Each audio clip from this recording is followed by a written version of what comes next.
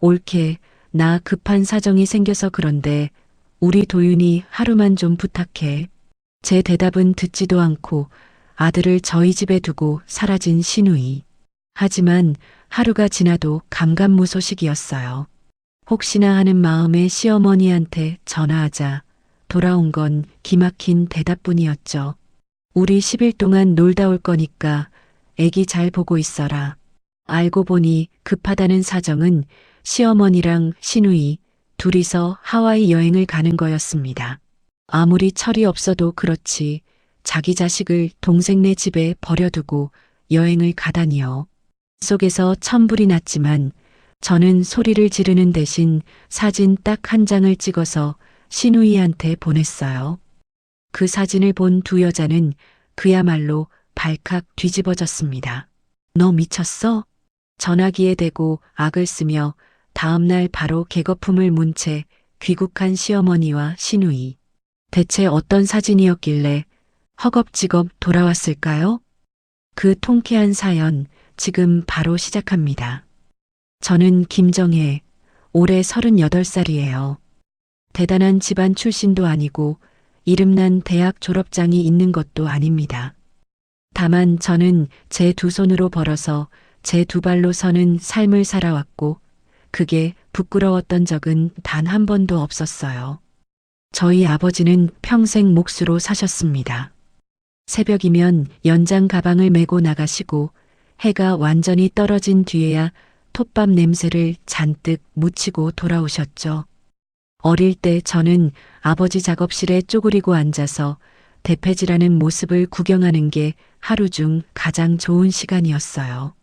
나무 표면이 아버지 손을 한번 거칠 때마다 울퉁불퉁하던 결이 매끈하게 바뀌는 걸 보면서 사람 손이 참 대단하구나 생각했습니다. 아버지는 말수가 적으셨지만 가끔 저를 보시며 이렇게 말씀하셨어요. 정혜야, 잘 들어라. 땀 안 흘리고 공짜로 얻는 거 그거 다 가짜요. 네 손으로 직접 번 돈이 진짜 네 거다. 알겠지? 그 한마디가 저한테는 어떤 명언보다 깊이 박혔습니다. 그래서인지 저는 고등학교를 졸업하고 바로 취업 전선에 뛰어들었어요. 집안 형편이 대학 등록금을 감당할 수 없었던 것도 사실이지만 솔직히 말하면 저는 빨리 돈을 벌어서 아버지 어깨에 짐을 덜어드리고 싶었습니다. 친구들이 대학교 새내기 MT를 가고 꽈팅을 하고 축제에서 놀 때 저는 사무실에서 서류를 정리하고 엑셀 시트와 씨름하고 있었죠. 억울했냐고요? 아니요. 오히려 통장에 월급이 찍힐 때마다 뿌듯했어요. 21살에 처음으로 아버지께 용돈을 드렸던 날 아버지가 그 봉투를 받아들고 아무 말 없이 고개만 끄덕이셨는데 그 순간 아버지 눈시울이 붉어지는 걸 봤습니다. 그때 저는 속으로 다짐했어요. 앞으로도 이렇게 살자, 이렇게 사는 게 맞다고요. 그렇게 열심히 살다 보니 어느새 30 중반이 코앞이었습니다. 주변에서 하나둘 결혼 소식이 들려오기 시작했고 어머니도 슬슬 우리 정혜도 좋은 사람 만나야지 하시면서 은근히 소개팅을 권하셨어요. 저는 배우자를 고르는 기준이 아주 명확했습니다. 돈이 많거나 잘생기거나 학벌이 좋은 사람이 아니라 성실한 사람이요. 제가 아버지한테서 배운 건 결국 그거 하나였으니까요. 땀 흘려 일하고 자기 몫을 다하고 가족을 위해 묵묵히 책임지는 사람이면 충분하다고 생각했습니다. 그러다 직장 선배 소개로 박진혁이라는 남자를 만나게 됐어요. 첫 만남은 종로에 있는 작은 칼국수집이었는데 솔직히 첫인상은 별로 특별할 게 없었습니다. 말도 좀 어눌하고 옷도 수수하고 유행하는 농담 하나 던질 줄 모르는 사람이었거든요. 그런데 이상하게 불편하지가 않았어요.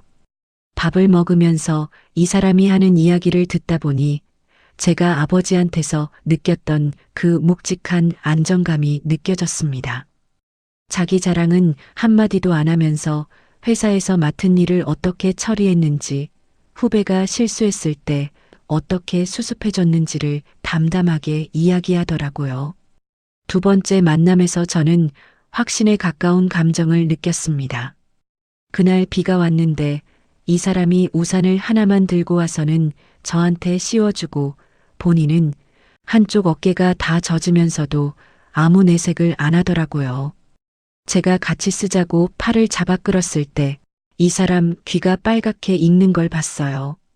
그 모습이 너무 순박해서 저도 모르게 웃음이 나왔죠. 그렇게 석 달을 만나면서 저는 이 사람이면 아버지처럼 한 가정을 든든하게 지켜줄 사람이라고 믿게 됐습니다. 프로포즈를 받고 상견례 날짜를 잡았을 때까지만 해도 저는 세상에서 제일 행복한 사람이었어요. 그런데 지금 돌이켜보면 그 상견례가 바로 악몽의 시작이었습니다.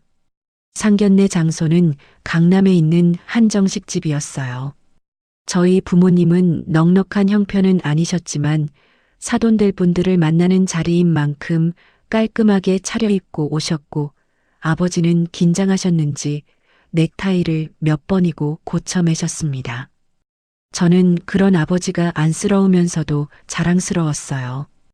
우리 아버지는 어디 내놔도 부끄럽지 않은 분이니까요.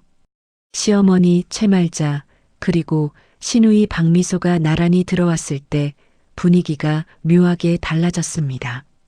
시어머니는 자리에 앉자마자 식당 인테리어를 둘러보더니 고개를 한번 끄덕이고는 메뉴판을 펼치지도 않고 직원을 불렀어요. 가장 비싼 코스로 달라고 하시더라고요. 그 모습을 보면서 저는 속으로 이분은 체면을 중요하게 여기시는구나 하고 넘겼습니다. 인사를 나누고 분위기가 좀 풀릴 때쯤 시어머니가 젓가락을 내려놓으시더니 저희 아버지를 쳐다보며 입을 여셨어요. 그런데 사돈, 따님이 대학은 나왔나요? 아버지가 멈칫하셨습니다. 어머니가 옆에서 아버지 손을 슬쩍 잡으셨고 저는 심장이 쿵 내려앉는 기분이었죠. 제가 직접 대답하려던 순간 시어머니가 말을 이으셨습니다. 요즘 세상에 대학도 안 나온 며느리는 좀 부끄럽지 않나 몰라. 우리 진혁이가 좋다고 하니 어쩔 수 없지만 저희 어머니 얼굴이 순식간에 하얗게 질렸고 아버지는 물잔을 쥔 손에 힘이 들어가 손등에 핏줄이 붉어졌습니다. 그때 옆에 앉아있던 시누이가 제 옷차림을 위해서 아래로 천천히 훑더니 입꼬리를 비틀어 올리며 한마디를 더 얹었어요. 오빠도 눈이 참 소박하다. 외모는 뭐 그렇다 치고 옷이라도 좀 신경 쓰지. 그 순간 저는 수저를 쥔 손끝이 미세하게 떨리는 걸 느꼈습니다. 얼굴이 뜨거워지면서 목 안쪽이 바짝 말랐어요. 이 자리에서 한마디 해야 하나, 참아야 하나, 머릿속이 빠르게 돌아갔죠. 그때 남편이 테이블 밑에서 제 손을 꽉 잡았습니다. 그리고는 시어머니를 향해 입을 열었어요. 엄마, 정혜는 나한테 과분한 사람이야. 그런 말 하지 마. 시어머니가 콧방귀를 뀌며 물잔을 들었고 시누이는 코웃음을 치며 고개를 돌렸습니다. 남편의 한마디에 분위기가 잠깐 멈췄지만 그것도 잠시 시어머니는 아무 일도 없었다는 듯이 음식이 좀 짠해하시면서 화제를 돌려버렸어요. 상견례가 끝나고 저희 부모님을 모시고 나오는데 아버지가 한참을 말없이 걸으시다가 낮은 목소리로 한마디 하셨습니다.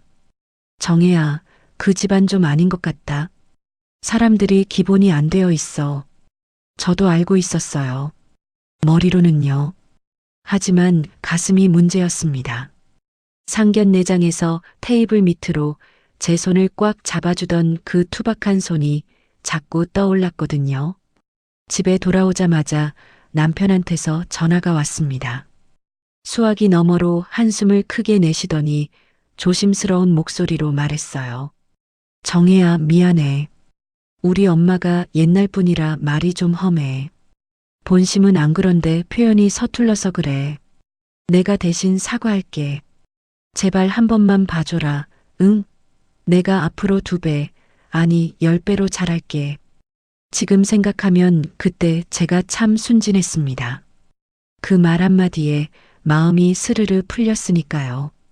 사람의 본성을 말 한마디가 가리는 건 아닌데 저는 이 사람이 이렇게까지 진심으로 사과하는데 한 번 더 기회를 줘야지 하고 넘어갔어요. 결혼 준비가 시작되면서 시댁의 본색은 더 선명하게 드러났습니다. 예식장을 정하러 다닐 때 시어머니는 자기 지인들이 오는 자리인데 너무 초라하면 곤란하다며 강남 한복판에 있는 비싼 웨딩홀만 고집하셨어요. 그러면서도 비용 분담 이야기가 나오면 원래 신부 측에서 예식장은 맞는 거 아니냐며 슬쩍 빠지셨죠. 신우이는 제 웨딩드레스 피팅에 불쑥 따라오더니 제가 고른 드레스를 보고는 한마디 했습니다. 레이스가 무슨 커튼 떼다 붙인 것 같네. 보는 눈이 이렇게 없어서야. 제가 좋아서 고른 드레스였는데 그 말 한마디에 거울 속 제 모습이 갑자기 초라해 보이더라고요. 지금 생각하면 정말 어이가 없지만 당시에는 신우이 말이 맞나 싶어 다른 드레스를 알아보기도 했습니다. 결혼 준비 내내 시어머니는 틈만 나면 한마디씩 하셨어요. 너 잘 들어라. 우리 집안은 원래 사자 들어가는 직업 아니면 며느리로 쳐다도 안 봤다. 네가 아주 특별 케이스인 줄 알아. 어디 가서 시집 잘 갔다고 절이라도 하고 다녀야 할 판이야, 알겠니? 처음엔 무시하려 했는데 이 말을 너무 자주 들으니까 제가 정말 부족한 사람이라서 이 집안에 들어가는 게 감사한 건가 하는 생각이 머리 한구석에서 피어오르기도 했습니다. 지금 와서 돌이켜보면 그게 바로 가스라이팅의 시작이었죠. 그런데 웃기는 게 있었어요. 시어머니가 그렇게 집안을 내세우면서도 정작 결혼 비용은 거의 안 보태셨습니다. 신혼집 보증금도 혼수도 예단도 대부분 제가 모아둔 돈과 저희 부모님이 쥐어주신 돈으로 해결했어요. 남편 쪽에서 나온 돈은 남편 본인이 모은 것뿐이었죠. 그러면서 시어머니는 주변 사람들한테는 우리가 아들 결혼시키느라 돈을 얼마나 썼는지 모른다고 떠벌리고 다니셨어요. 빈 수레가 요란하다는 말이 있잖아요. 딱 그 꼴이었습니다. 그래도 저는 결혼을 밀어붙였어요. 이유는 하나였습니다. 남편 박진혁, 이 사람 하나만 보고 간 거예요. 상견례에서 제 손을 잡아주던 손, 시어머니가 막말할 때마다 미안하다며 고개를 숙이던 모습, 그리고 무엇보다 제가 힘들어할 때 아무 말 없이 옆에 있어주던 그 묵직한 존재감이요. 이 사람이면 시댁이 좀 힘들어도 둘이서 잘 헤쳐나갈 수 있을 거라고, 가시밭길이라도 같이 걸으면 괜찮을 거라고 저는 진심으로 믿었습니다. 그런데 여러분, 제가 미처 몰랐던 게 있었어요. 그 가시밭길 끝에 가시가 아니라 절벽이 기다리고 있었다는 거리요. 결혼식까지 딱 한 달 남은 어느 저녁이었습니다. 퇴근하고 집에 돌아와 씻고 나서 소파에 앉아 식순표를 정리하고 있었는데 모르는 번호로 전화가 한 통 걸려왔어요. 보통이라면 안 받았을 텐데 결혼 준비 중이다 보니 웨딩업체나 스튜디오에서 연락이 올 수도 있겠다 싶어 전화를 받았죠. 여보세요? 수화기 너머로 익숙한 목소리가 들렸습니다. 신우이였어요. 그런데 인사도 없이 대뜸 본론부터 꺼내더라고요. 옳게, 우리 도윤이도 외삼촌 결혼식인데 새 옷 입어야 하지 않겠어? 50만 원만 보내줘. 저는 귀를 의심했습니다. 처음 거는 전화에서 돈부터 요구하는 그 당당함에 할 말을 잃었어요. 잠깐, 도윤이가 누구지? 머릿속이 하얘졌습니다. 남편한테 조카가 있다는 이야기를 들은 적이 단 한 번도 없었거든요. 저기 형님, 도윤이가 누구예요? 전화기 너머로 짧은 침묵이 흘렀고 신우이가 황당하다는 듯이 혀를 차는 소리가 들렸습니다. 아, 진혁이가 말 안 했구나? 내 아들. 7살이야. 어쨌든 옷값 50만 원만 빨리 보내. 내일 백화점 갈 거야. 저는 아무 말도 못하고 전화를 끊었어요. 손이 미세하게 떨리고 있었는데 화가 나서 떨리는 건지 당황해서 떨리는 건지 구분이 안 됐습니다. 7살짜리 조카가 있는데 남편이 한마디도 안 했다고요? 저는 곧장 남편한테 전화를 걸었어요. 나 방금 형님한테 전화 받았는데 아들이 있었다는 게 무슨 말이야? 수화기 너머에서 남편이 숨을 크게 들이마시는 소리가 들렸습니다. 한참을 뜸을 들이더니 겨우 입을 열었어요. 정혜야, 그게 말이야. 누나가 이혼하고 혼자 애를 키우고 있거든. 근데 누나가 그 얘기 꺼내는 걸 너무 싫어해서 내가 차마 말을 못했어. 저는 소파 팔걸이를 꽉 움켜쥐었습니다.